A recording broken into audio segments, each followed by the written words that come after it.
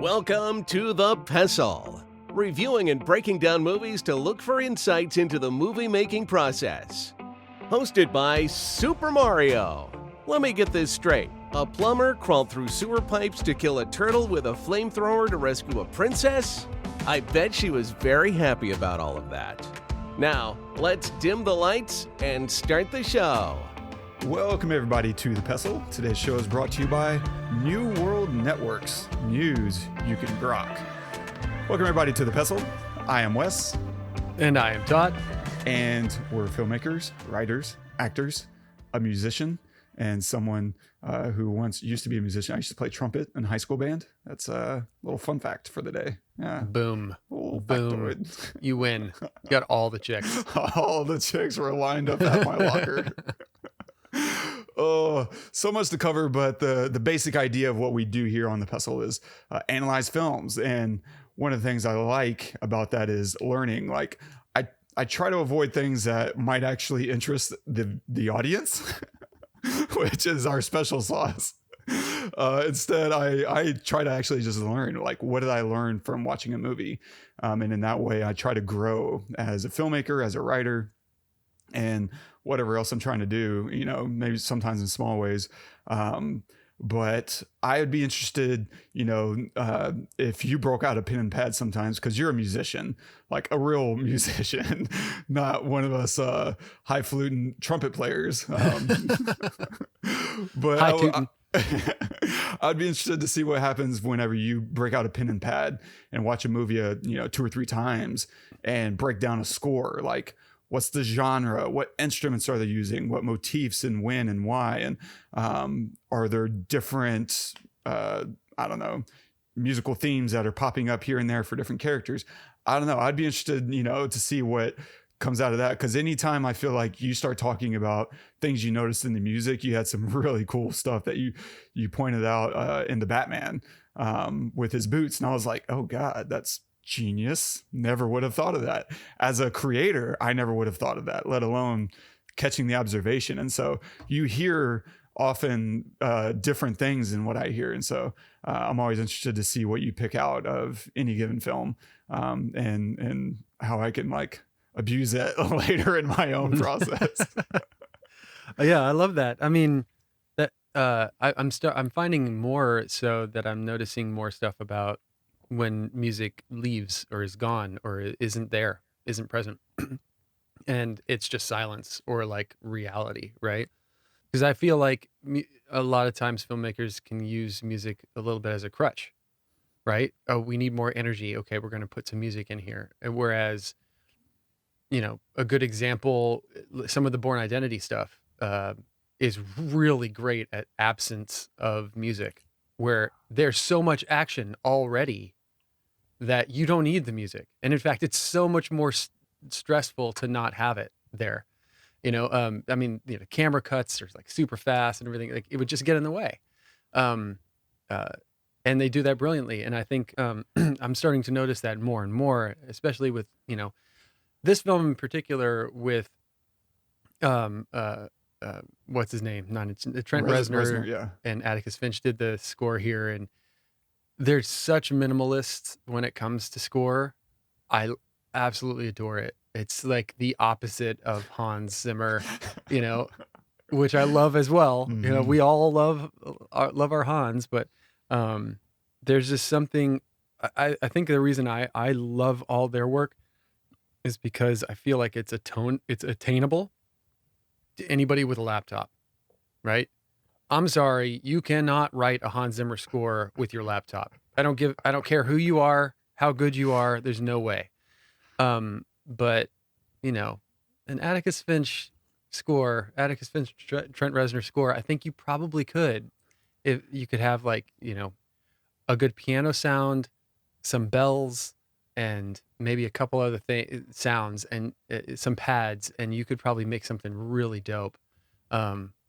And that feels really, I don't know, it feels good. You know, when I hear it, it feels like you know, okay, they're trying to stay out of the way, but not because they can't go big. They obviously can go big, but they're just kind of they're really trying to do the film its justice. right? Everything they've ever done, from this to Soul to like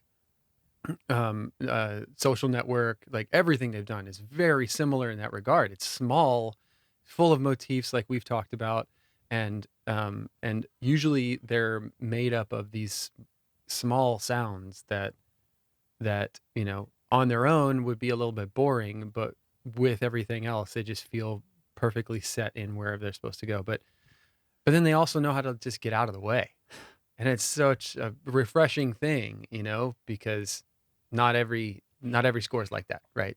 And obviously not every movie calls for that. Sometimes you just need, Dune was a good example. You just need a lot of sound going on with that to tell that story. So yeah, I guess I'm just noticing that a little bit more now. That's interesting, like, because you say that about Reznor and Atticus, but what I find interesting about that is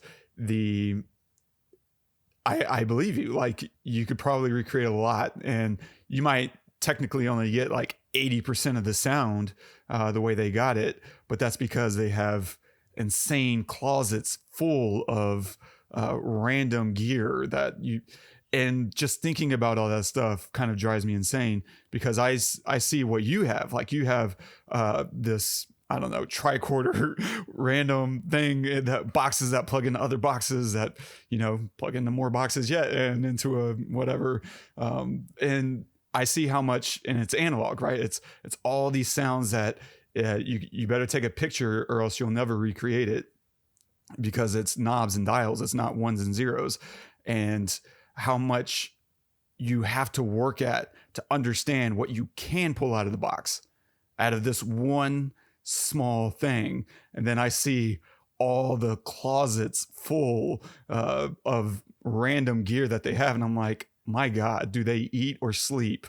And so what would that be like for you, I guess, to kind of step into their world and say, hey, Todd, go for it? So at first, so when I started getting into synthesizers and stuff like that, I'll just make this short, because that we could have a whole nother podcast on synthesizers. It was very daunting. It still is at times, but it's really easy to parse down into an idea, right? So I would imagine that when they go in to start scoring a film, they ask themselves the same questions you would ask yourself as a director, of like, what is the story? What is the feeling that I'm supposed to be conveying right now, right? And then that will narrow their search for a sound, a particular sound, or like a bed of sounds into okay, we're going to use this rack right here, or we're going to use this instrument, or let's get some random sound. Let's grab something, break it in half, put it back together backwards, and see what that sounds like. Like whatever. But it just kind of narrows down their wall of synthesizers to like, okay, we're going to go after this sound, as opposed to we're going to use this module, or we're going to, all this stuff. I imagine that's the only way that you can do that, because like you said, those guys got rooms full of all that stuff, and how do you know where to begin? You begin with the feeling that you're trying to convey, and if it's a piano, which a lot of times it probably is for them, which is funny because they're such, they're into such electronic stuff or whatever, but a lot of times it comes down to just like a stringed instrument, right? Like a single note on like an analog instrument, and then they can take that and digitize it and sample it and do a bunch of stuff. But yeah, I would imagine that would be so much fun to be able to do that, to go into a room with all that stuff, and yeah, it would be overwhelming at first, but then once you get that first idea, then it just kind of like snowballs from there. I would assume, who knows, Yeah. but like some scenes probably need more of like an ethereal kind of feel, under the motif, and others might just want to be more staccato kind of thing. I don't know. That would be wonderful. Why don't you make a movie so we can do this? I agree. Yeah. Nice. And on that, what are we covering today? Today we're covering the girl with something doesn't understand. Today we're covering the girl with the dragon tattoo, the Fincher version. So if you haven't seen that, please pause this episode and go watch it. I believe it's 2011. Is that right? Mm-hmm. Correcto. Yeah. Yep, and we'll talk about really not a lot on my side anyway. I really wanted to do a deep dive. One of the things we're not going to be talking about, well, I'm not, is cinematography and visual effects. I feel like you could throw a stone and anyone talking about any David Fincher film will yap your ear off. That stuff's been picked apart by the vultures already. I'm looking for fresh meat. And so a lot of, and it's worth it. I mean, he's a technical magician, right? He knows exactly what he's going to do. And it's all sleight of hand. You don't necessarily feel his hand.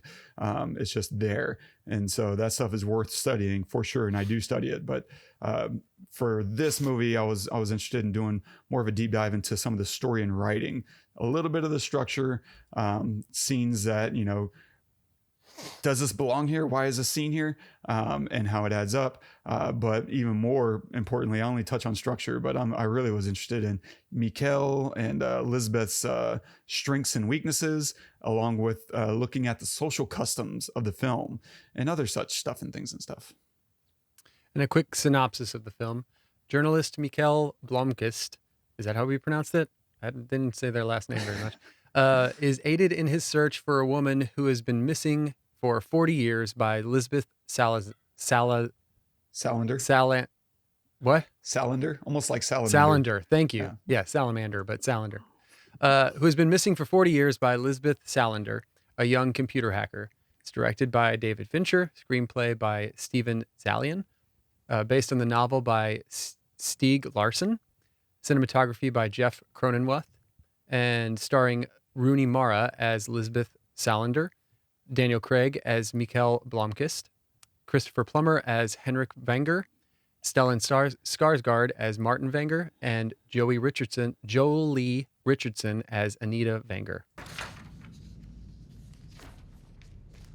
It's possible we could wait forever.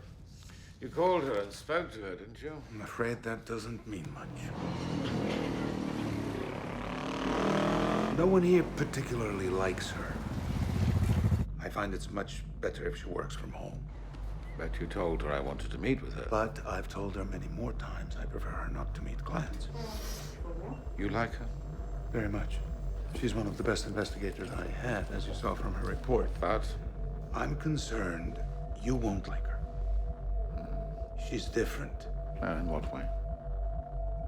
In every way.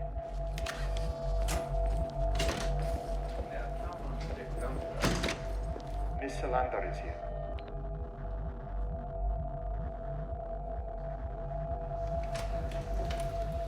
Lisbeth, Mr. Dirk Broda. How do you do?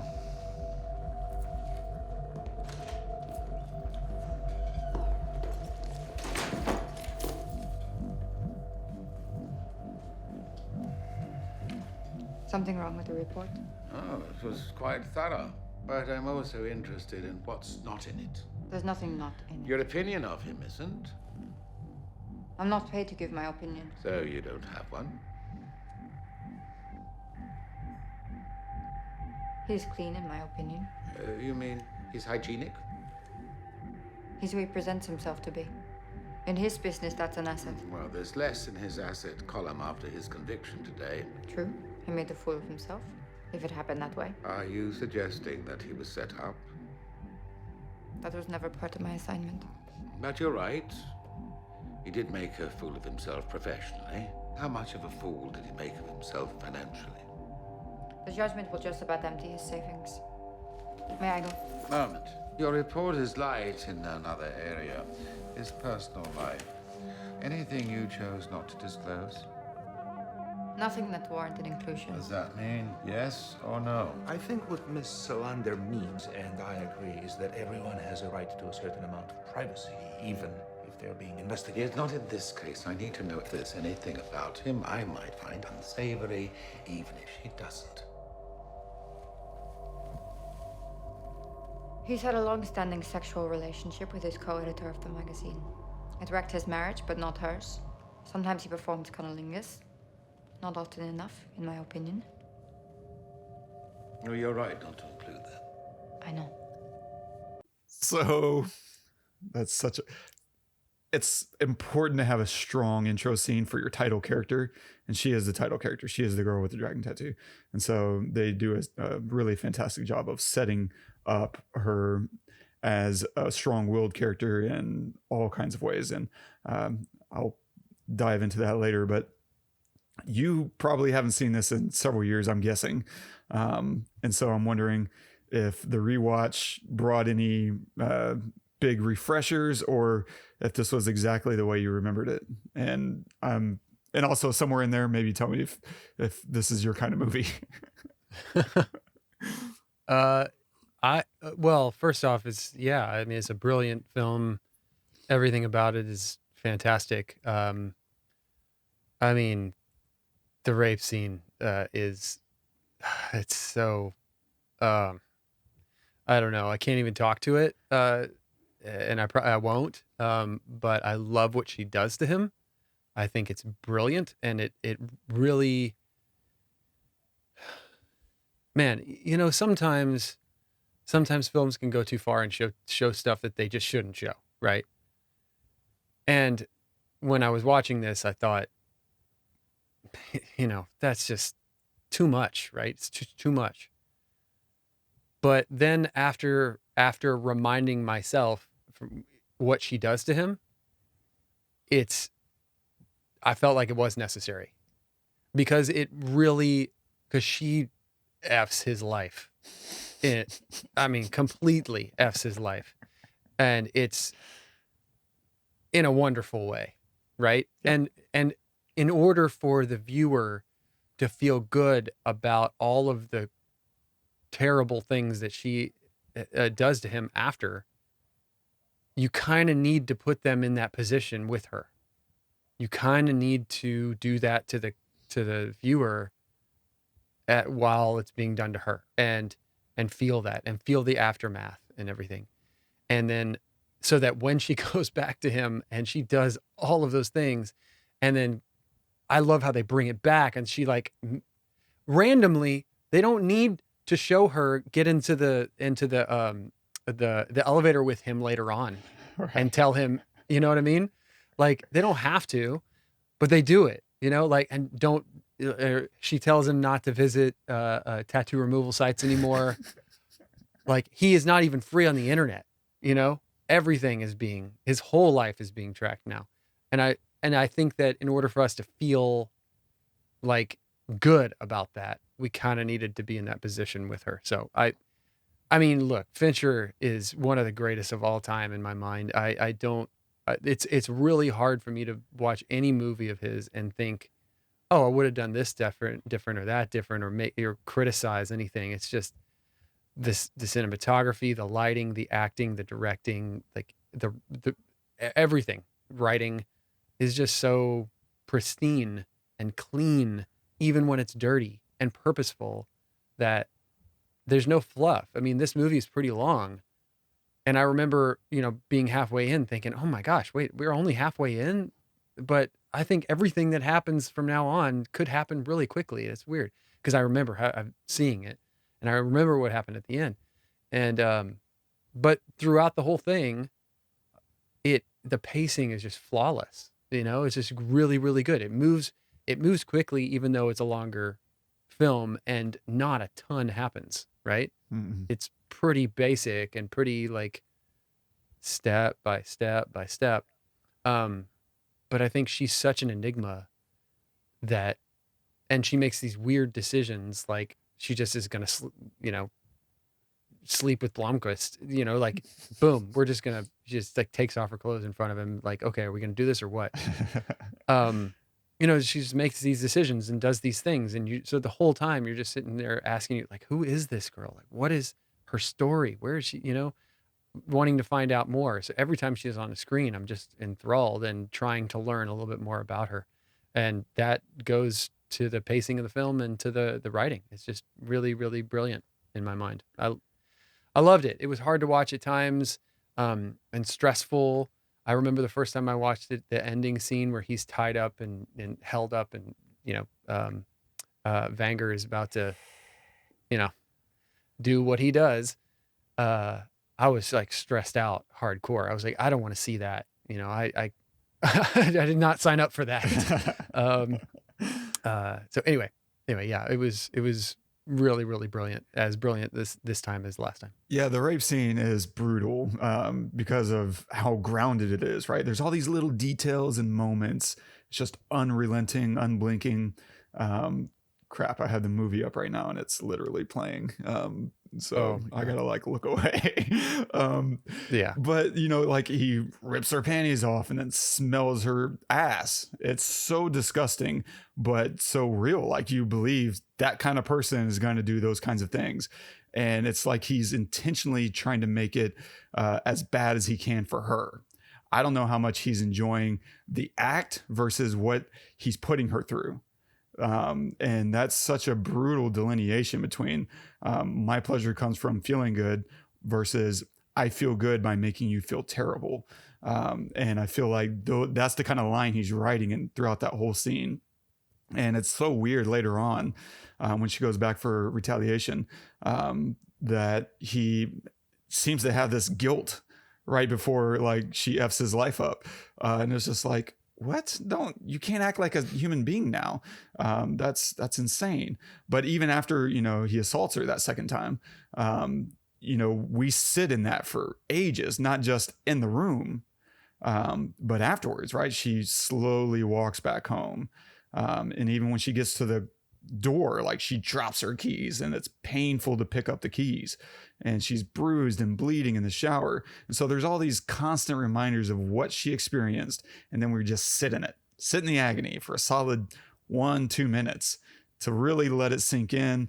We're not going to forget this anytime soon, right? The music is just tearing us apart and it's tension. It's nothing but stress and tension until it cuts out and we cut, away to Blomkvist, Mikael, and you just feel suddenly like, oh crap, I didn't realize how much tension I was carrying in my shoulders until we cut away, and it's entirely visceral. And so when we go back, oh man, there's nothing, you feel the pain that he's feeling, but you're also celebrating it. It's a really strange thing, vengeance, righteous vengeance, I would say, because you feel terrible, but you're not going to look away either. Like I had, I would kind of constantly force myself to kind of watch her scene when she's getting, assaulted. But with his scene, it's like, I don't really want to look away. I don't want to witness this, but I absolutely want it all to happen. It's such a different experience watching those two different scenes. And then I love this little moment. This gets into performance, I guess, when she goes to tattoo his chest and she sits down on him on a pillow and she tells him, lie still, I've never done this before. And she kind of looks down like she's about to get to work. And then she looks back up and there will be blood. And then we kind of cut away. And I love that little glance. I love how she breaks up those two lines. Because in the dialogue, I don't know what it says in the script. But I would imagine that's the kind of thing you may just keep as two sentences. Like, lie still, I've never done this before, period. And there will be blood, period. Like, those are two different sentences that look like you could perform them all in a row. And if you're an inexperienced actor, it's probably your tendency to just spit out all the lines. But instead, she experiences something in between those two, sentences. When she is having a new thought, because she's about to get to work and she realizes, I want to terrorize him a little bit more and also inform him in the most unemotional way possible. And so we see her experience, and it's so brief, but it adds the reality to the situation when she just glances down to start her work before glancing back up at him. It adds weight, it adds breath to the scene, and you believe everything that's happening that much more. It's the little moments in acting that you don't realize what makes for a great actor versus one who shows up to set with their lines memorized. Those are two different completely things, because one is experiencing things and she's thinking about what her character is going to be doing, and instead it's, I need to get to work. She's she, in her mind right there, she probably is about to tattoo a guy, instead of an actor and my scene partner, right? She's in the headspace of, I'm about to tattoo and let's get to work. Oh, by the way, there's going to be a lot of blood. And then of course, when we come back to the scene, after she's done, the carpet has smudges of blood everywhere. It's not like one big blob of blood. It's just like she's been constantly wiping it off her hands all over the carpet. And it's gory and it's perfect. I freaking love it. And I love that she did it on his chest, because he wears that walking around. He wears that. And yes, he can cover it up. It's not, like, it would be very simple for her to do it on his forehead, right? Or like something like, very outward. But it's like, but I don't know. I just love that he's able to cover it up, but he knows it's there and he lives with it, right? So he can go to work like normal. He can do all the normal things still. And then she threatens him later that she's going to do it on his forehead, So it could get even worse, bro. Anyway, I just there's a place down a level that we can go. Yes. But I also think what you're saying is absolutely right, and she says as much in the film. But I also think there's a secret reason, which is she doesn't want to make the news. She values her privacy, and doing that, suddenly there's no way to hide what she's done. And now maybe this doesn't go her way, given her history. Right at the end of the film, we learn that she burned her dad alive. And you can only imagine what he did to her to make her do that. Nothing in this film leads you to believe that she's irrational, even though the state has rendered her such, right? Mentally incompetent is what she says. And so you imagine she did that for a purpose and for a reason. Her dad was clearly a piece of shit. And so she doesn't know, if I go all out, will people believe my side of things, even with the tape? Or will I become this public figure that now I no longer have my own world that I can retreat to? And so I'm sure there's layers there, which is what's so good about this movie. There are so many layers, even though the story is pretty straightforward, which I love. I love how straightforward the story is, even though in a lot of ways there's oddities in it. Because on the surface, a guy's investigating a murder, and that's it. Right. Okay. Let's add a wrinkle. It's rich people. Okay. Let's add a new wrinkle. He's got a weirdo for a partner. Okay. And the more you kind of dive into it, the more you kind of keep peeling back the layers. The log line is so much more succinct than the depth of the film itself. Because I think maybe the most entertaining part of this movie is he sets out to solve one murder and stumbles into a completely other murder. He thinks they're related. They're not. I guess in a way they kind of are, but really he solves one murder, and we'll definitely come back to some air quotes on that solves. But discovers that, the person he was investigating was never even dead. And so in a lot of ways he's a failure because he doesn't really accomplish what he set out to do. And I just think that's pretty, humorous that he stumbles into a completely different case. And to a large degree, it's not his fault. Like they do a good job of setting that up early on, right? Where Henrietta for this movie is a bit of a red herring the entire film, because when he's introduced to the case, he meets Henrik, Vanger, played by Christopher Plummer. And Henrik is like, Harriet was murdered, and here's the circumstances around when she was murdered. He never outright says at any point in this film, there isn't a body. We never found her body. That's never explicitly stated. And that's just a genius way to fool the audience, because if you do, you might tip the hat a little bit. So let's avoid the issue. And instead, we're going to constantly refer to Henrietta as having been murdered or dead, etc. And so the audience, our expectation is that she is dead. But if you're really thinking about what you're seeing, you begin to see all these photos of dead bodies of all these other women that were killed, and you never stop to ask, wait, did we ever see her murder scene? No, we didn't. why would the killer cover her murder up and not all these other ones? And so they kind of tinker with those ideas a little bit with saying she was looking for him, and maybe that's why, you know, he never, and they imply, I don't think they ever explicitly say at any point that we never find the body, at least not that I remember. But yeah, I love that, you know, instead at the end, he solves her identity, but not the why. And I want to come back to that. Please, for the love of God, Wes, do not forget. I'm going to add some hashtags, because the point of that is very important, and tied into some of the other stuff. But yeah, I love it. I think you're dead on. Fincher is a master. And before we started rolling, like, we were talking a little bit about, it's so odd that he would pick this movie to do, because it was already done. And it kind of brings me back to a conversation we had a few weeks ago about thinking you can do something better than another person.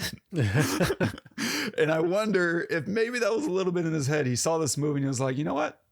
I can do that better. And he did. I think that's the Why not? part. I mean, you're Fincher. You probably can. You probably can. And I love the originals, honestly. Like, they were all really good.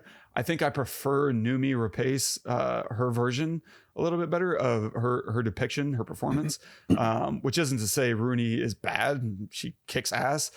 She's incredible. But I think experiencing Lisbeth Salander first kind of put the stamp on it for me. Like, oh yeah, that's Noomi all day long. But I would say in every other way, I prefer this version. And it's just wild that he said, it's only been 3 years. It's time for a reboot. Yeah, it wasn't like it was like 20 years old. It was just done. I wouldn't be surprised if the third film of the Swedish versions was still in theater when this one came out. Like, that would not surprise me at all. That's how on top of them they all were.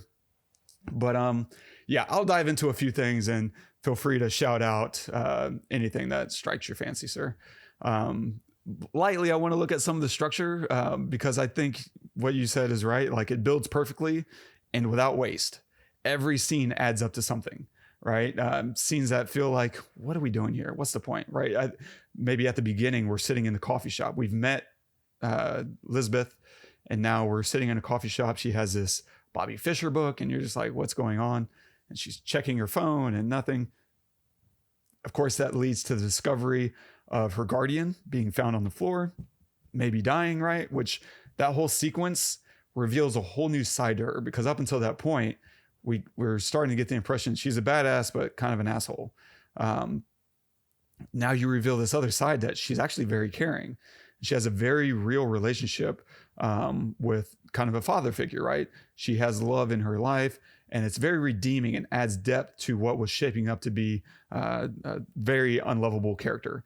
And so just seeing her go through those motions and begging the doctor, like, he has nobody, please, like, tell me what you can. And it's so good. And then, of course, that whole storyline of losing her father figure / guardian leads to being under this new government authority figure, right? Which, of course, leads to her being repeatedly sexually assaulted, and ultimately plays into a lot of the themes of this film, feminization and victimization of men victimizing women. And it's perfect. And then, of course, we have another scene that feels random, where she's in the subway and this dude snatches her bag, and she, like, briefly beats his ass, screams in his face, and gets away. But she breaks her laptop. So on the one hand, this is a very random incident. And randomness is usually a no-no. But I think it does a lot of things. For one, it shows that she has fight, right? Someone coming after her. That's not enough. I don't care if you're bigger than me or whatever. Like, she went straight after this guy and got her stuff back. Was not afraid to get in his face, and ultimately make her escape. But it also, there's a million other ways you could have broken her laptop. And they chose this way, specifically. And so, but I also like that this works against our hero in a way to push the story forward. And so it wasn't her incompetence or anything like that. It was some dude being a jerk. But now it's put her in a position where she needs money. And now she needs permission from her social worker, which of course leads us to reveal his intentions of abusing his authority and ultimately her retaliation, a la the rape, 2 rapes, right? In his office and then in his house. And then of course her unrelenting revenge, which is best served cold. Yeah. And so let's look a little bit deeper into our 2 lead characters, because they do a great job of creating strong characters. And strong doesn't always mean strength. It just means they stand out. They have distinct characteristics. And so let's first look at Mikael, because I want to spend a lot of time looking at Lisbeth. She is worth it. So Mikael is interesting. He gets a call in the middle of this dinner, right? He gets a call from Vanger's lawyer. And he's like, hey, I'm busy. And the lawyer is like, yeah, I know you're at dinner like me. He's like, no, it's not that. And he's like, oh yeah, your legal trouble. I know all about that too, of course. And I just think it's kind of comical that an investigative journalist has no idea how much everyone else knows his business. Like they're all up in his business. And of course, throughout the movie, he spends a lot of time asking questions and observing, or at least trying, because ultimately, Mikael is a bit of a hilarious character, subtly, because he's kind of an incompetent bumbler, right? I'm not saying he's terrible at his job. He's decent, but he's not amazing, right? And I think to some degree, it's indicative of maybe being a man, right? That he can be careless with his personal safety. Right? How many times he's just out alone, not really paying attention? He's not good at being quiet or discreet, which almost gets him killed. He falls down the hill at the end, slips down the hill when he's trying to escape the house, and so the guy sees him and invites him in. Like, you're right. He's bumbly. He's a doofus, right? And he's also flawed in his work. He's not great at his work, even though he's hired to be this amazing journalist. And it makes you start to think, how much was I didn't write her name, but Robin Wright's character really involved with helping him with his work. It kind of begs this question once you kind of step back and look at it from a macro level, because at the end of the day, Lisbeth, saves his life, of course, but she also brings him justice by revealing Wernerstrom's corruption, and ultimately brings Wernerstrom to justice in a sense, because a hit gets put on Wernerstrom at the end of the movie, right? He gets a mob hit.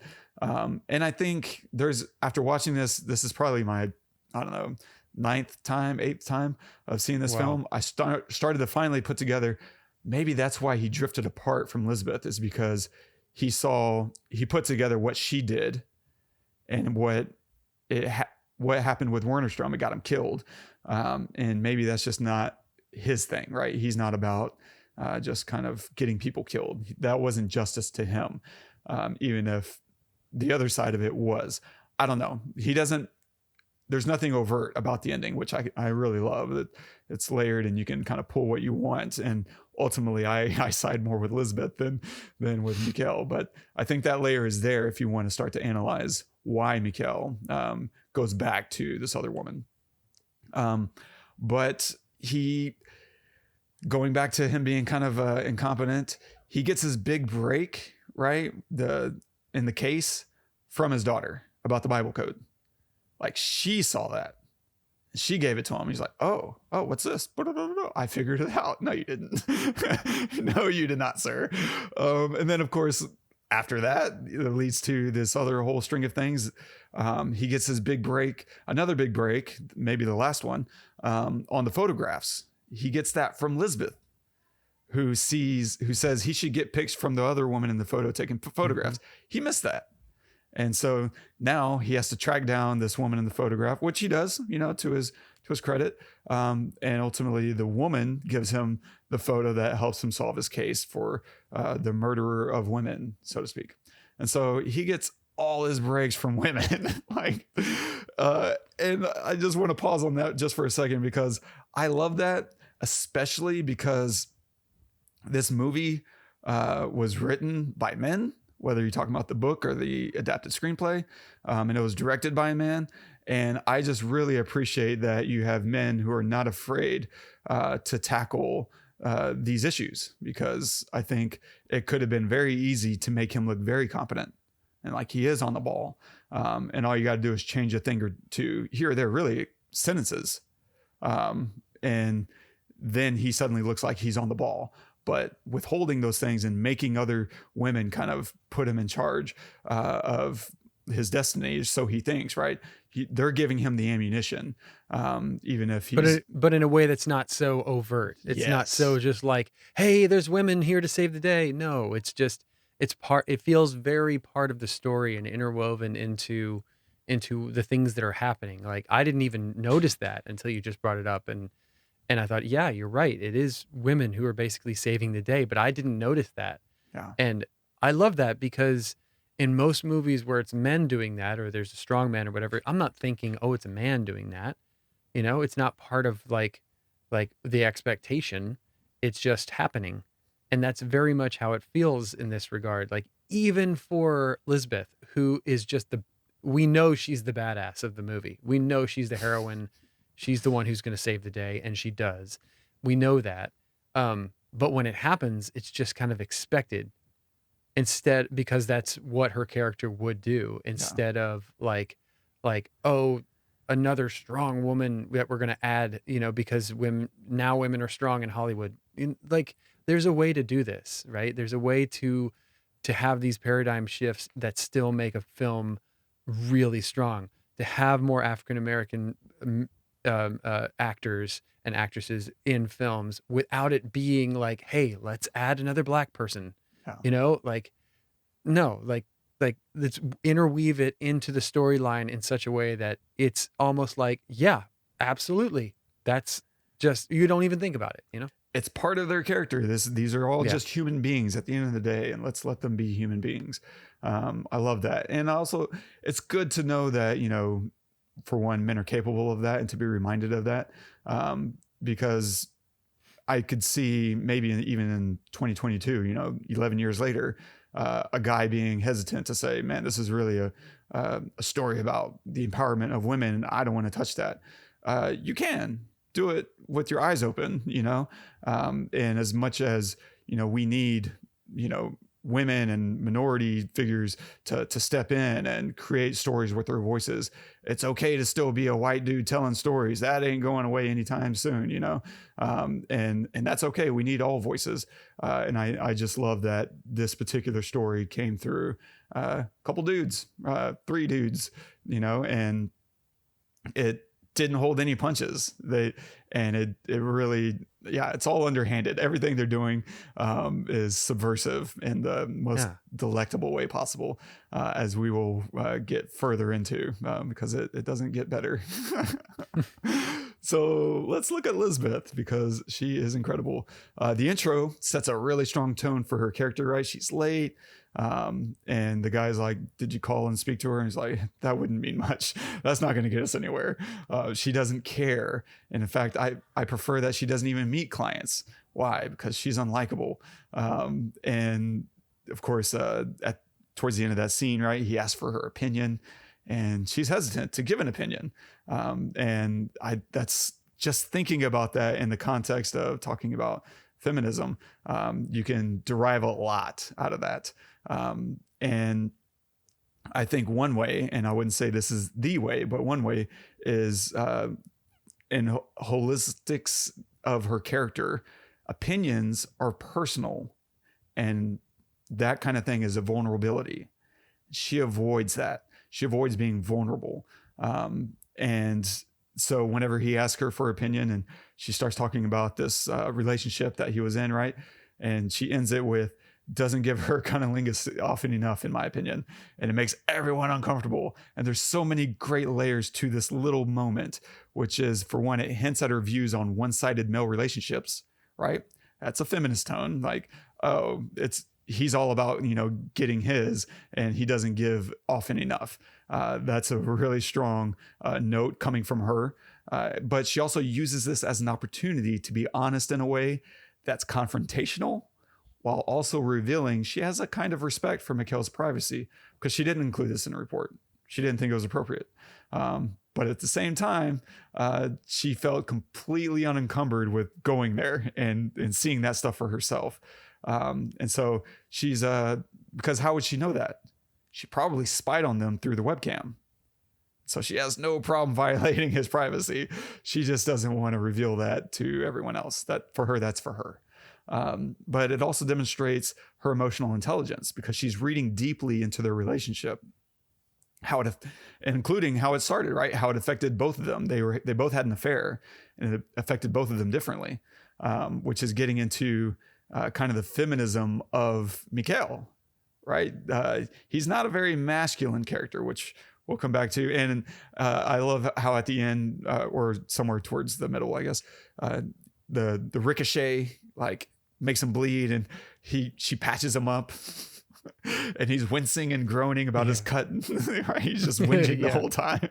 And he's not a super masculine dude, and he's okay with that. And I love that. Yeah. I love that kind of security in him being like vulnerable like that. That's really cool. And so they're inverting these common tropes of men and women, and they're spinning them on their face.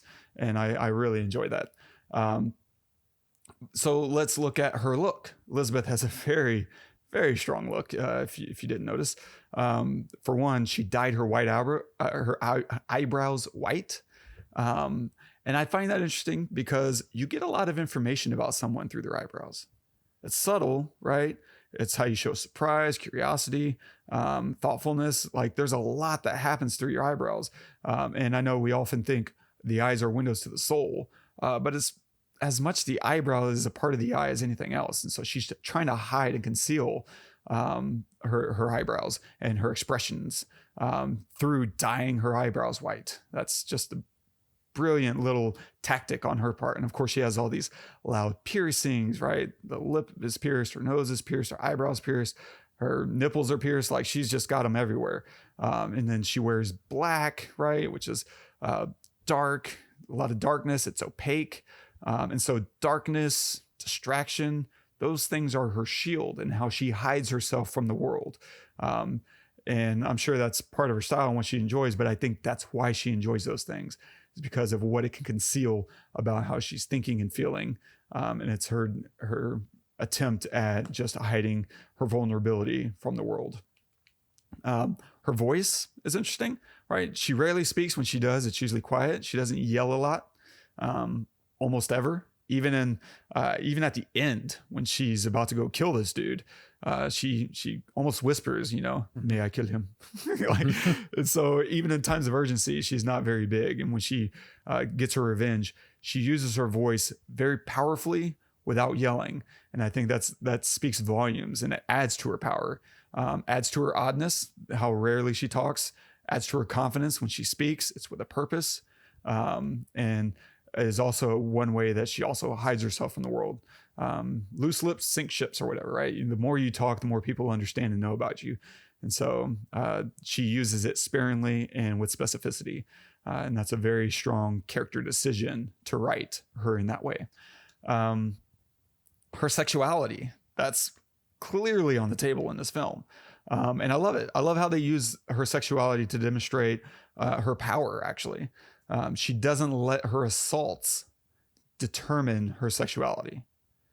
That could have been very easy to let that be that, and say that, she's withdrawing not just from sexuality, but from men specifically, right? And that's not what she does. She doesn't let her assaults determine any part of her life. I mean, pretty soon after, she hooks up with a woman. And so on the one hand, the first instinct is, oh, she's gay, which adds to the impact of the assault by a man. It's like, oh man, not only was she assaulted, but she was assaulted by someone that she wants nothing to do with ever. And so, but then you kind of step back and you start to say, wait, is it related, or is she just gay? I don't know. And so they're starting to add all these layers, and there's potentially a lot of questions for the audience to wrestle with, and they're all dark and they're all, uncomfortable. And that's a great emotional complexity to throw on the viewer. It's genius. And so when she finally, hooks up with Mikael, she asserts herself onto him, right? She's very self-assured and with no issues on men. And she isn't judging all men by the one who hurt her. From then on, of course, their relationship is pretty inverted, as I was saying a little bit ago, from social norms, right? Not just in her asserting herself, onto him sexually, but sex ends when she climaxes, not him. Right at the end of the film, he's almost checked out. He's thinking about the case, and she's like, "No, not yet." And then she finishes, and now it's like, "Okay, what do you want to talk about?" Like, that's so good. And of course, throughout the relationship, like, he gets her coffee, and I think he even cooks for her at one point. Right? She eats like a slob. Like, everything about their relationship is, flipped around from what you would assume happens between men and women. And I think it's beautiful. I love it. Me too. I love too that she's also affectionate and intimate. She's not like an asshole with Mikael. Like, she actually cares very deeply about him, and she demonstrates it in little ways. The little moment with his hand in her shirt, right? And he pulls it out, and she's like, "Hey, put your hand back inside my shirt." Because she liked being touched. She's not like some completely introverted, like, I want what I want when I want it. Even though that's there, but it's also like soft. There's a softness to her that you get to see throughout the film, and that's beautiful.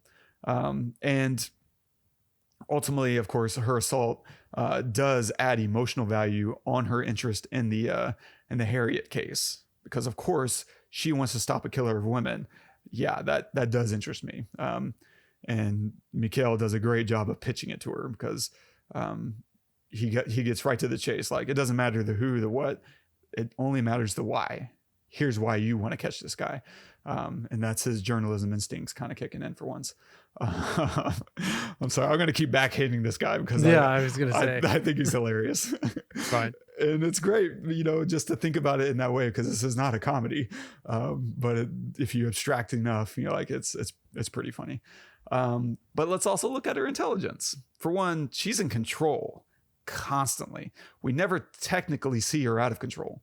The one time we kind of do is after she meets the new guardian, the new social worker, the rapist pig, and he's like giving it to her verbally, and he's just saying, you can do things my way, or how do you feel about being institutionalized?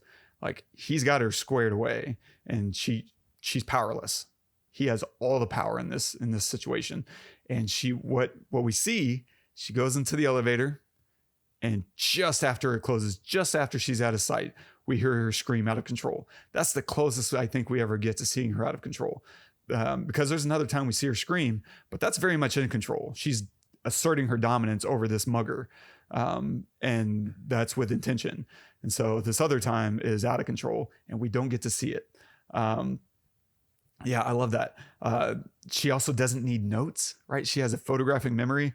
And I love how she just sarcastically, whenever Mikael starts giving her all the clues, and he's like, there's this, and there's this, and there's this. She walks away, and he's like, "Hey, where are you going? What are you doing?"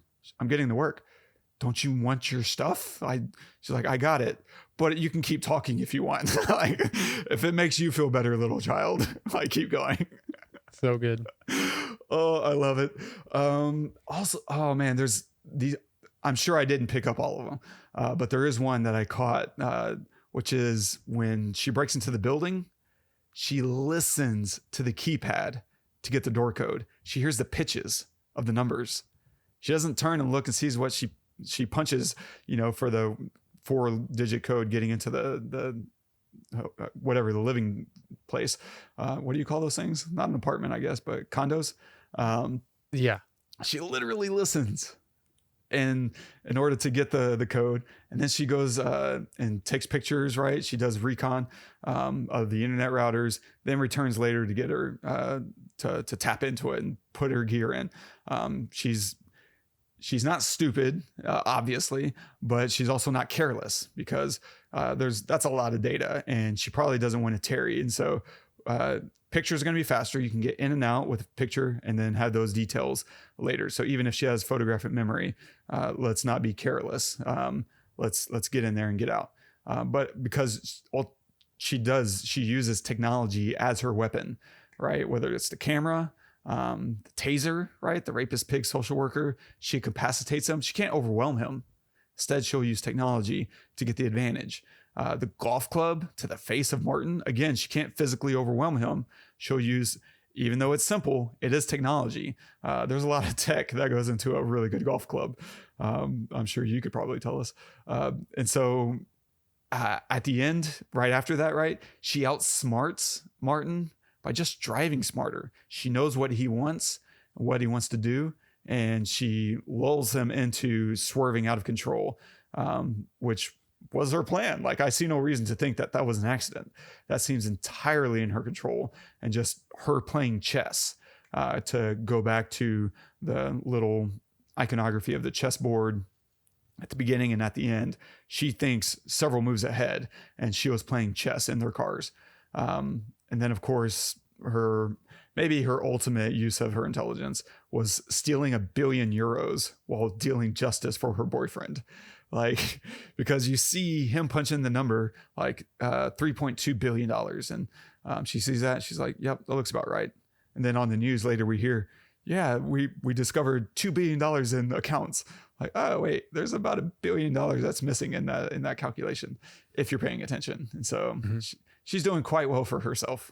Good investment, as she would say. But all that to say, she has a lot of dimensionality, very little of which is spoken. It's just through her actions. We're going to see what she does and piece together why she's doing what she's doing. It demands a lot of the audience, but it's all there on the screen for you to piece together, and it's freaking genius. Social cues. Let's discuss that, because the killer makes a big deal about it at the end.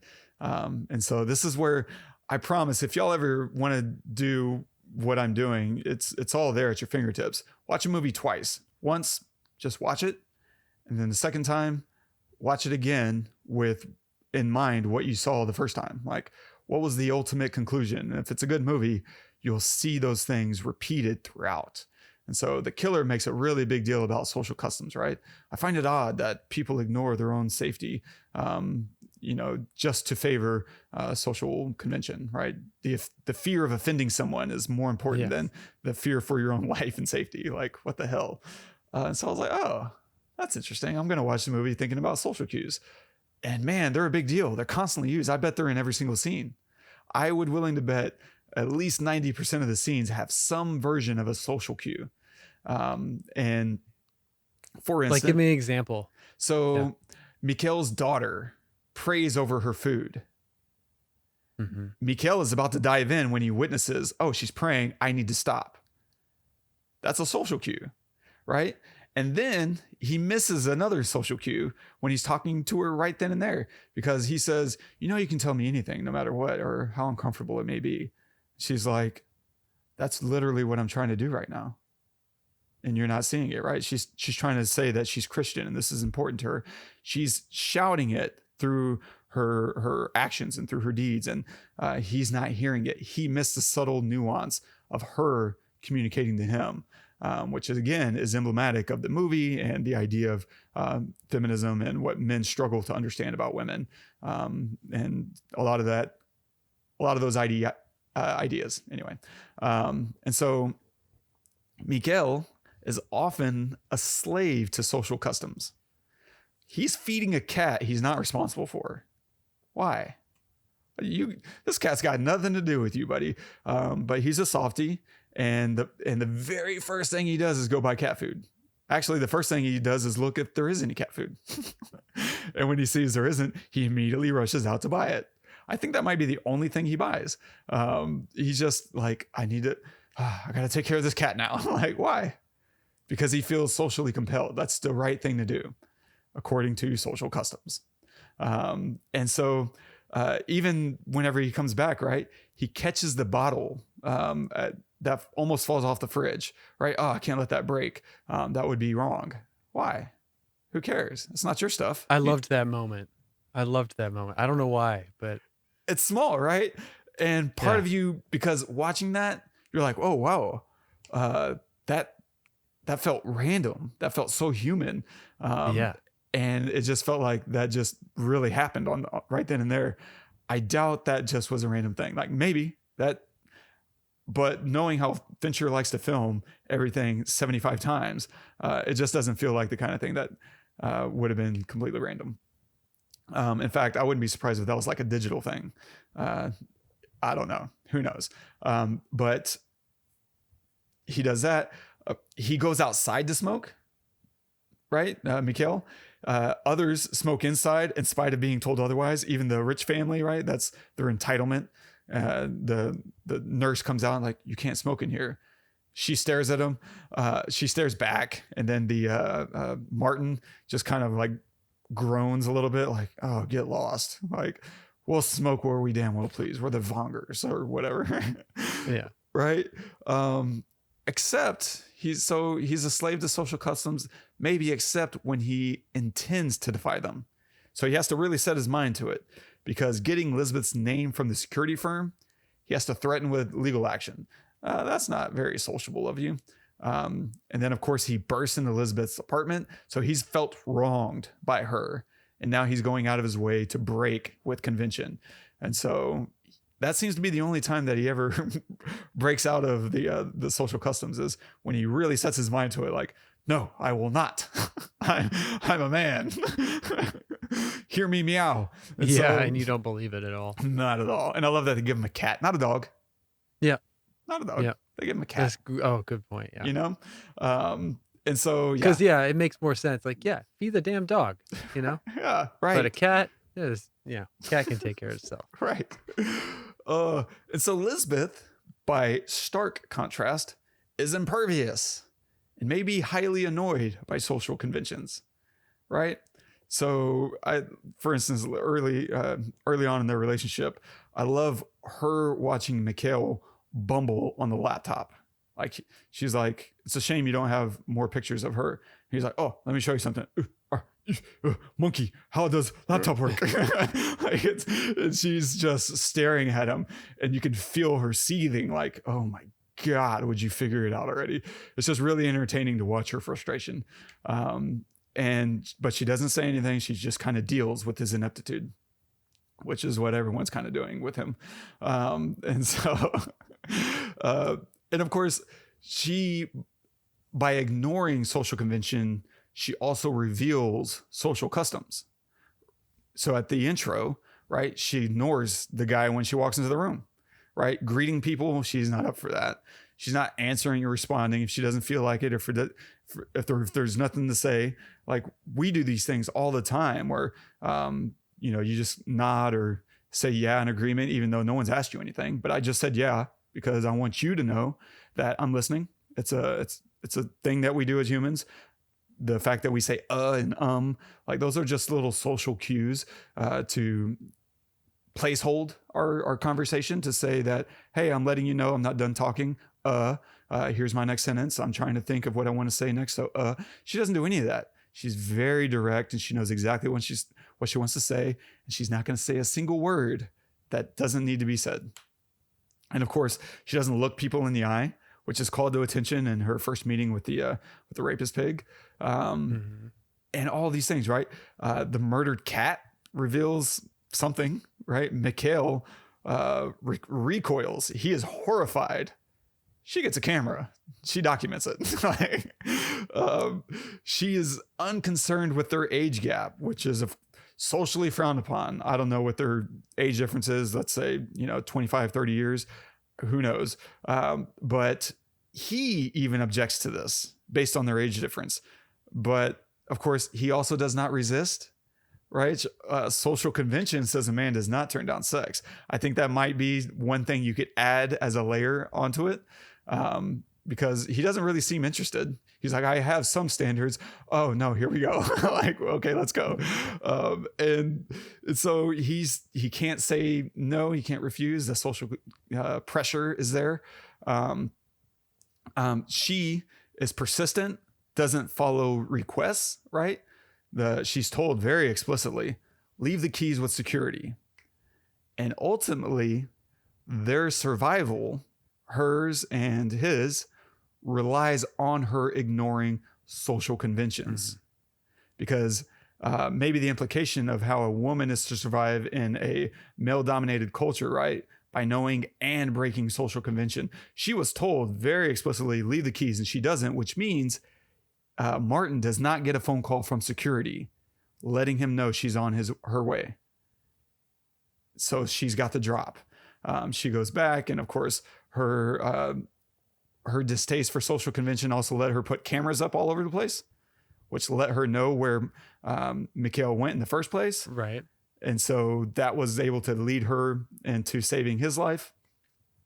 Yeah. And of course, oh man, he is strung up, helpless at the end, a lot like how she was in the beginning of the film when she was assaulted, except there was no one who stepped in to save her, but she steps in to save him. Even he says this later on whenever he's talking to Anita, and she's like, how'd you get away? Someone was there to save me. Boom. Women are the heroes. Harriet was saved by Anita. Yeah. And of course, at the end, she, Lisbeth, asked permission to kill Martin. Now, this is really interesting because maybe it's not because she needs permission, but maybe Mikael is her guide to social convention and probably thinks it could offend him and thereby damage their relationship. 100%. So, Agree with that. Yeah. that's how she's engaging. Like, my instinct is to kill this motherfucker. Is that okay? Oh yeah. Go for it. Like, he's just, yeah. And so there's probably other ways to interpret that moment, and that's okay. That's, I think, one of the significant ones though. And it's interesting that the thing that freed Anita at the beginning of the film, right? A car wreck with leaking gas that does not explode becomes kind of her cover to escape, and hide out. Everyone's concerned about dealing with that, and she kind of slips away, hides, gets away the next morning, right? That collision is kind of indicative. That's a loaded gun, right? That oil, the gas never explodes. Yes. Until the end. It's the very thing that kills Martin at the end, right? A car wreck with leaky gas, the bomb finally goes off, right? And so he kind of loads the gun at the beginning to let it go off at the end. And I think that's really, really interesting. And maybe even in a way saves her. She didn't have to kill him. Definitely. Right? And that does a lot of damage. Because that's the one thing that we haven't seen her do is actually take a life, right? And so that puts her in a whole nother category of, is she good? Is she bad? Like, it's one thing for a character to want and be willing to kill another character, but to actually do it, and that puts them into a different category, I think. So that, yeah, you're right. And that's how I felt when it exploded. I felt like relief that I didn't see her pull the trigger. Yeah. Because she set it up, and maybe that's good enough. That's satisfying enough to know I beat you, but I don't have to kill you, because ultimately he killed himself, right? It was his bloodthirst. He didn't have to swerve at her. He could have, kept driving. Now, she might have caught up and shot out a tire or whatever, but she didn't get the chance. He was so savage and so, I don't know. You can probably read a lot into that little action of rage and trying to kill her.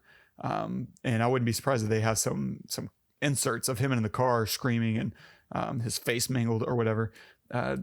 Just really upset that a woman got the best of him. The thing that he's looked down on all these years is the thing that ultimately did him in. And really, it wasn't even her; it was him and his decisions. And so it's a very nice layered collapsing in on himself thing that's happening.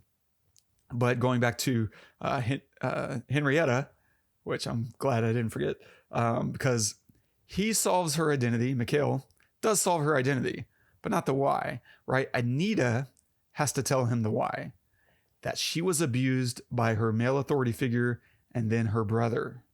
And it's interesting that we find out in the flashback that she killed her father, and she did it with an oar, which I think you could read into with all the other conversation here, that it's this phallic object that, you know, she's just taking his life with. And it's a bit of revenge, in the same way that, you know, Lisbeth takes revenge in the same way that that guy assaulted her, right? He raped her, and she shoves a nice phallic thing up his butt too, much more violently than he could have ever wished for. Ooh, that moment. Oh my gosh. Oh, and then she kicks it great point, twice. Yeah. And so but I will say this. So I've been, you know, beating on Mikael all episode, but I will say this. It was his sensitivity to social convention that helped him solve her identity, right? Because he just sits and observes, and he sees what she doesn't do when she finds out about Martin's death in Revelation. She doesn't follow social customs.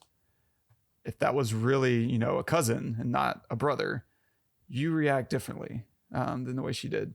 And so he was able to piece that together because of his sensitivity to social norms. Yeah. And so this whole movie you could watch just through that lens of social customs and find all these little tiny bits and pieces of, oh yeah, that is a little bit of a social custom, either in keeping or in defiance. Yeah.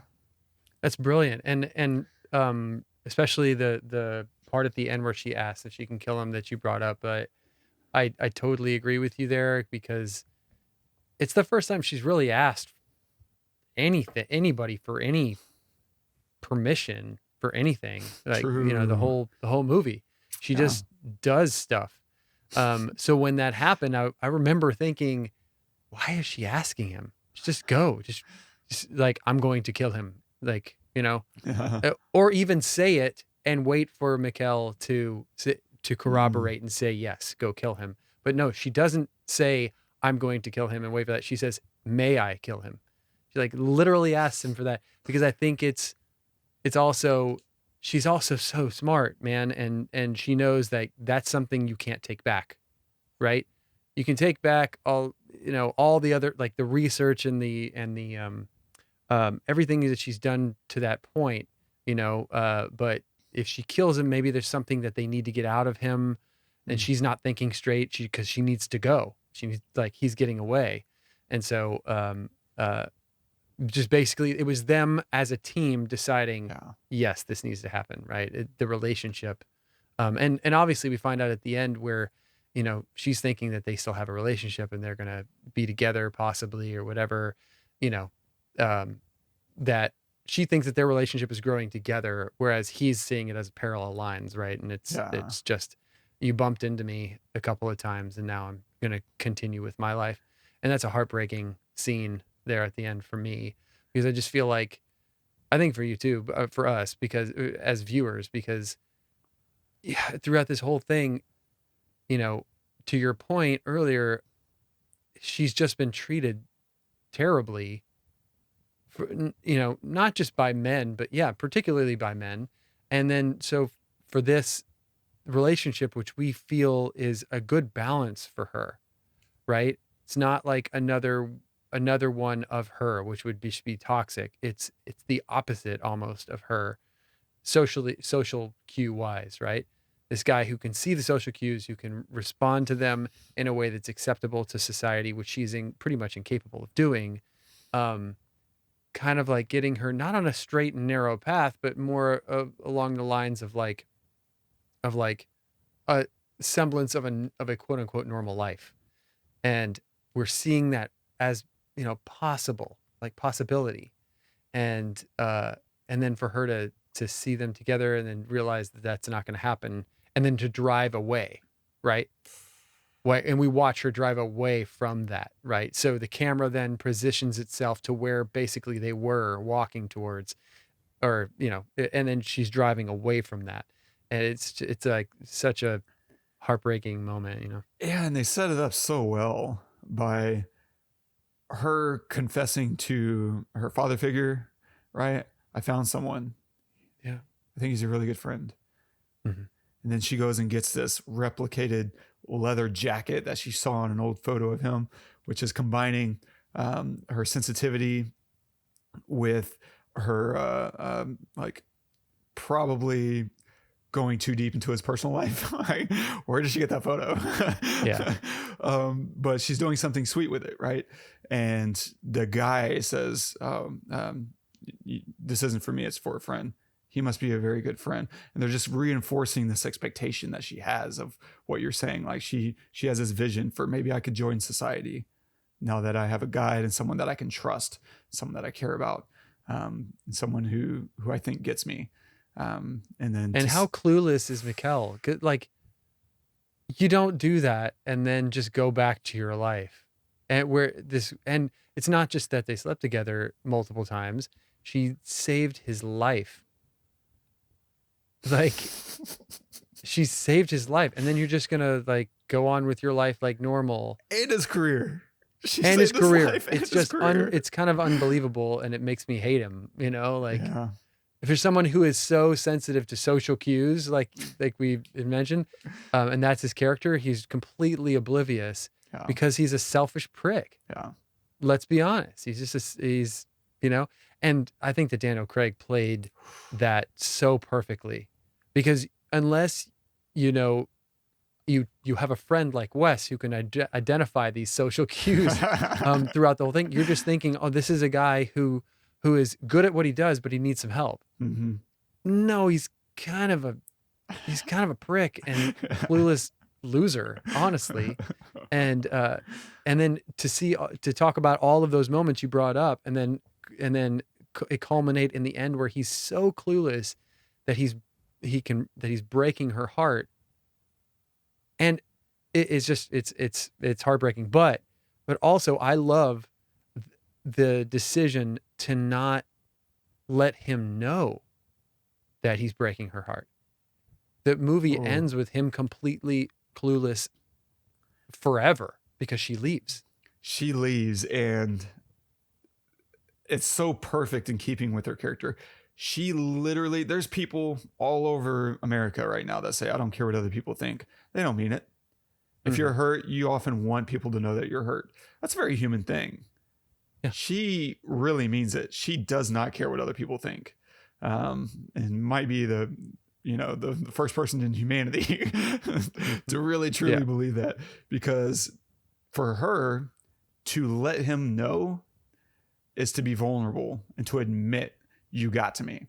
And that just will not do.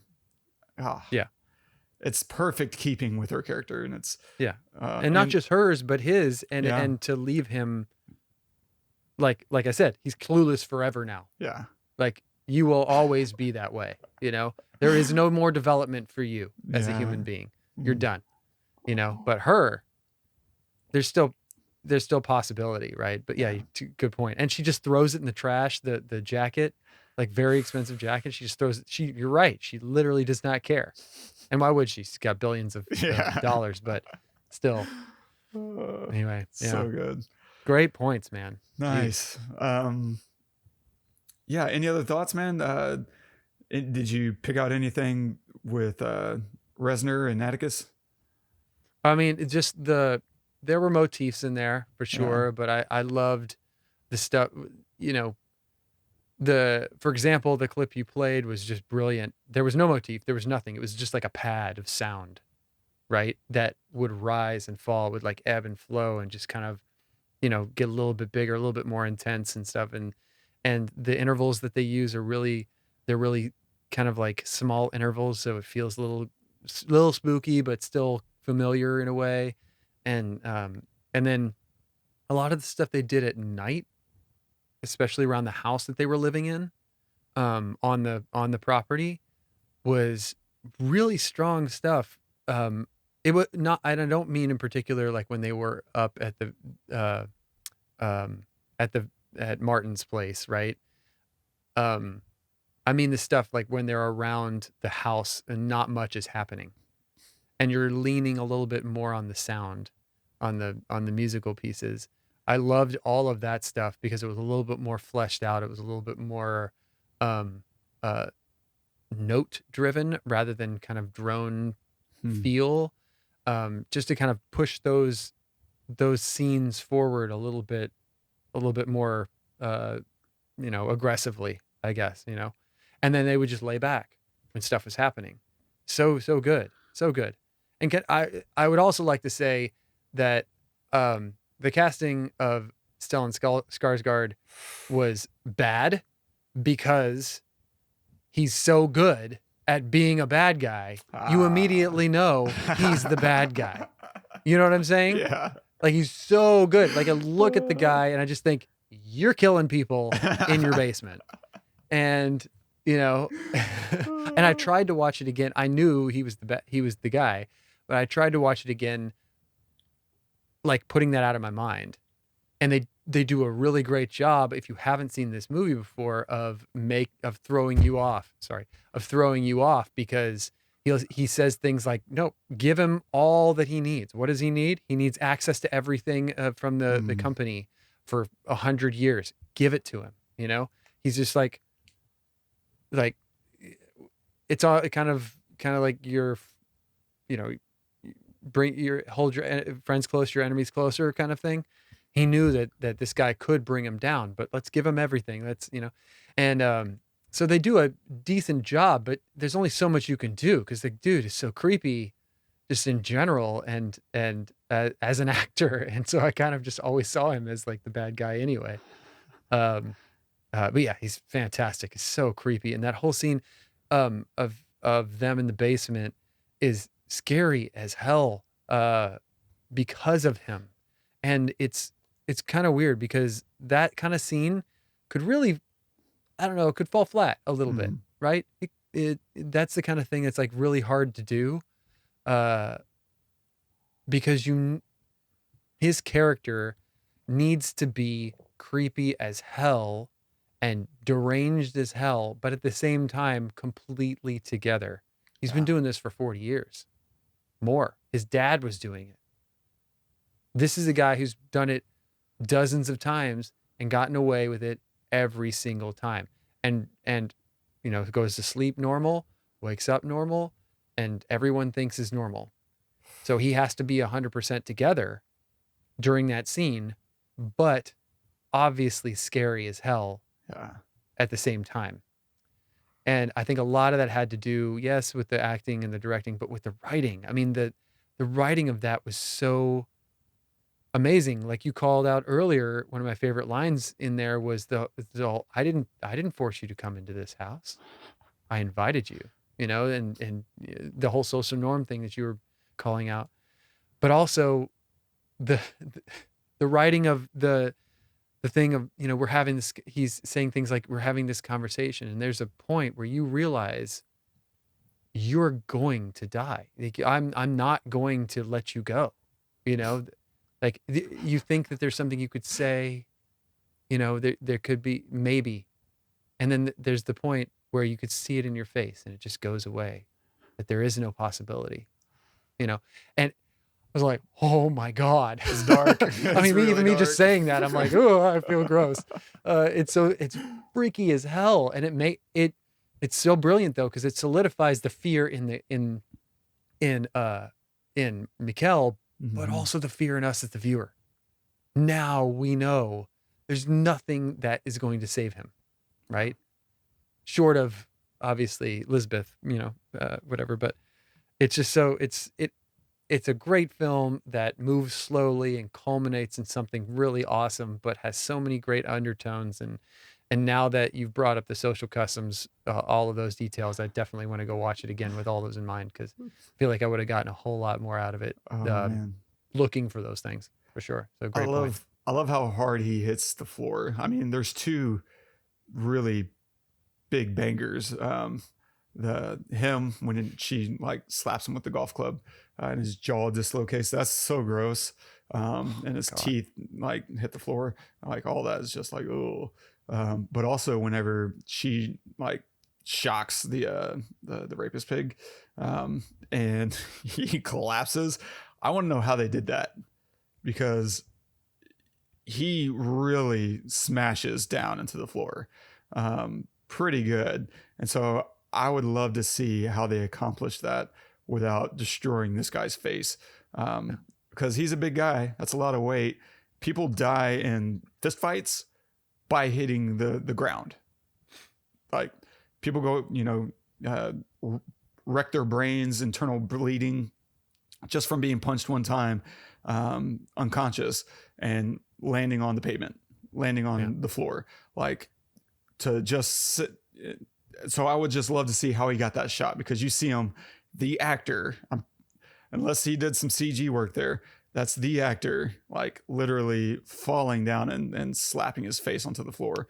And it's quick and it's hard. And so I'm like, did they have some kind of pillow stuff on the other side of his head to the neck, and then he just kind of hit with that, and maybe they green screened it out, or did they replace some of the floor with some cushion? Like I was just trying to think of that. I mean, it's definitely sound design, right? In post, there's like a big thud they add in post, but visually, I don't know. I don't know. How do you do that? That'd be good to ask Aaron. Yeah. I would love to hear that. God. Nice. Well, that's all I got, and then some. What are you going to recommend this week? So I'm going to stick with Fincher and recommend Gone Girl. I remember watching that movie for the first time and being very confused in a lot of points and not really getting it, but loving it at the same time. And it's very similar to a lot of stuff that sometimes I'm going to make a movie, and things are going to happen. You're not going to necessarily get it, but that's okay, because watch it again.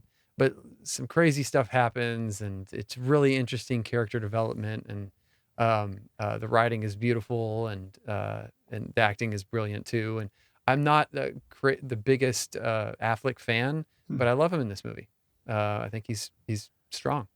Nice. Good reco. I love Gone Girl. I know we'll eventually cover it because I just love it so much. And I love Gillian Flynn. And she's an incredible writer. If you haven't seen Sharp Objects, my God. Yeah. And I actually am a big Affleck fan. I would say more often than not, I like his films. The Town is one of those classic, where did this come from? And it's just a solid movie. Nice, good recommendation. That's such a good movie. I'm going to recommend, I went to the movies and saw a film that was something very much different than what I expected. I saw Cyrano. I haven't seen it yet. I want to. Oh my God, it's so good. What I didn't know was that it's a musical. And so I sit down and the first scene plays and I'm like, oh, this is cool. Okay. And I just saw Peter Dinklage and I was like, I'm in. That's all I needed to know. It's Dinklage. Dinklage is my jam. So the second scene starts and suddenly the lead actor, the lead actress, Haley Bennett, she starts singing and I'm like, wait, no, what's happening? Don't do this. And she starts singing and I'm like, oh man, I'm really upset for about, 30 or 40 seconds because I hate musicals so much. Just maybe more on principle than any particular reason. And then on top of that, I had just watched the night before the new West Side Story. And so she starts singing. I'm like, oh man, I just sat through one of these and I didn't sign up for this. But about, halfway through her song, I'm like, this actually isn't bad. I just kind of was still stressed out waiting for the chorus, and the chorus never really came. And I was like, okay, that wasn't too bad. And then as the film progressed, the drama was so good. The music was amazing, and it was completely different from any other pure musical that I've seen. In that it wasn't in the tradition of Sondheim and Andrew Lloyd Webber. It wasn't all about the chorus. Oh, let's have a great chorus that just smashes the box office or whatever. It wasn't about that at all. It was about melancholy and being deep in your feelings and revealing depth of character. And it was just beautiful. They stayed away from high pitch. And then the more I kept listening, I was like, man, these tones, God, I was like, man, this would fit in well with like Warrior. This feels like, man, yeah, you know what? This feels like The National. Like this feels so like deep and baritone-y, and you know, it doesn't feel like celebratory and like kitschy, like all. Which, look, if you love Sondheim and Weber, more power to you. That is not for me. I just do not get down with that. No. And so for this to be the antithesis of that, I was just like, you're kind of winning me over here, Cyrano. Like, and it didn't take long, because at one point, like we're in the barracks and we're seeing like soldiers kind of create a very slow moving cadence with their bayonets, and they're kind of, or maybe not bayonets, like their fencing sticks. They're practicing their fencing, and they're just kind of lightly creating a rhythm with their sticks. And I was like, man, this is, and I think at that point I was like, I felt safe with this movie, that they weren't going to just kind of pull weird things out of left field. Yeah. And it was beautiful. It's might be the first musical I've ever seen that was an actual musical. Like we did once, but we don't really consider that a musical in its traditional sense. And so this might be the first musical that I not only love, because there's other musicals that I'm like, man, that's really good, I just never want to watch it again. Like Les Miserables, fantastic, I'm good. Like if if I could just watch a clip here and there, like if I could watch Anne Hathaway's scene, I'm good. And maybe Hugh Jackman's scene here or there, I'm good. Like that's worth it. It's so powerful. But sitting through, I don't know, that whole movie, I keep wanting to go back and watch it, and I'm like, I just can't. Cyrano, I want to go back and rewatch. Like I'm actually excited about that, and that's the first time that's ever happened to me. Wow. And so and then of course I found out when I went to go rate it on the Letterboxd, I found out, oh, it was actually written by The National, the music. No. Yeah. Are you kidding me? So good. Oh my God. Okay, I'm going. Yeah, baby. I might go tonight if I can. It's so good. That's awesome. I love it. Yeah, I can't recommend it enough if you can handle a period piece with a little bit of singing, and a lot of great acting, because all the actors are amazing. Haley Bennett is fantastic. The writing's fantastic. Peter Dinklage will never let you down. That's the one man in this world that I know I can count on. Yeah. Well, it's funny because the original play was written, I don't know, 150 years ago, something like that. But it was, all I know is that it was like rhyming couplets, the whole thing, of like multiple syllables. I don't know, it was like 12 syllables, whatever. But it rhymed. The whole thing was a rhyming play. Wow. And so it makes sense that they could take that and actually put it into put it to music. You know what I mean? That's interesting. Because I'm sure they probably wrote verses and stuff that were not part of the play in order to fit it into what I have no idea, but I wonder, the only thing I know about it is that it was a rhyming. Because there was a sequence early on at Cyrano's entrance where they seem to rely heavily on probably that old material, and they give it this cadence that I'm like, I hope we're not going into hip hop, but they don't. They stay, and it's just very strong in the couplets and in the phrasing, and it works for sure. But yeah, cool. Anyway, I was only familiar with that story through Steve Martin's version of Roxanne. Whenever I was a kid, my family loved Steve Martin, and so I watched a lot of Steve Martin, and it was a comedy. I was like, I didn't know this could be a drama, and it's so good. Yeah. So anyway, I've hyped it up enough. Go be disappointed. Done. Stay tuned for next week. We will dive back into Aliens with aliens.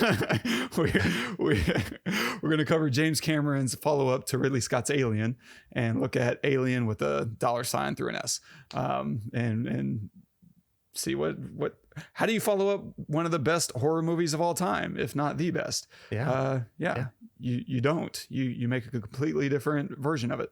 And so we'll take a look at that. And if you're enjoying the show, don't forget, subscribe, leave us a review. whether it's on iTunes or the Spotify's or Castbox or wherever you get your us, wherever you get your us at, do that.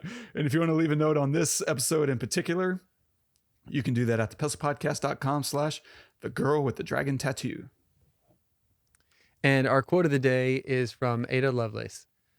Your best and wisest refuge from all troubles is in your science. That's so beautiful and so very much us, I would think. Yeah.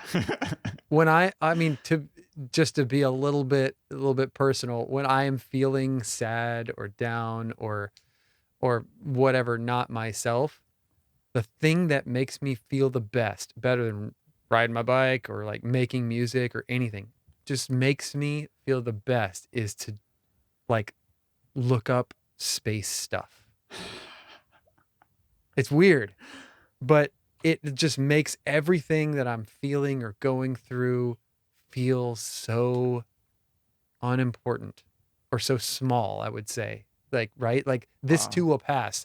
The universe has existed for 14 billion years or longer, or however, this too will pass kind of thing. And nothing tells me that more than looking up, or like researching something, learning something new, about the world or the universe or something. And so I totally identify with this. That's so cool that you do that.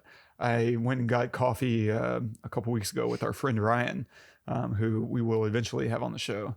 Oh, yeah. But we got into this conversation about, I don't know, just being. And I don't know I don't remember exactly what we were talking about, probably depression and just kind of dealing with, I don't know, how do you cope with a hard time in life sometimes? And I just remember having this thought, like, because it can be easy to get existentialist and then nihilistic and just say, what's the point? Because in a billion years, this won't matter. And we'll all be dead. And the solar system won't even be around anymore. What does any of it matter ultimately? And therefore, why does what I do today or tomorrow matter? Blah, blah. You can just really talk yourself into the abyss. And start getting that kind of existential dread.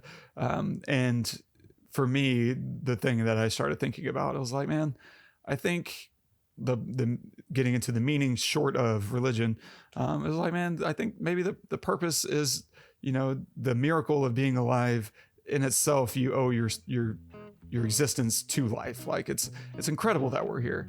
It's really amazing. It's a miracle, and it would be a shame to just waste it, to not do something that you love and to not, pour yourself into it, because the fact that you're here is a miracle, and you owe it to existence. You owe it to life, to that tree that can experience its own, aliveness, to go forward and experience life.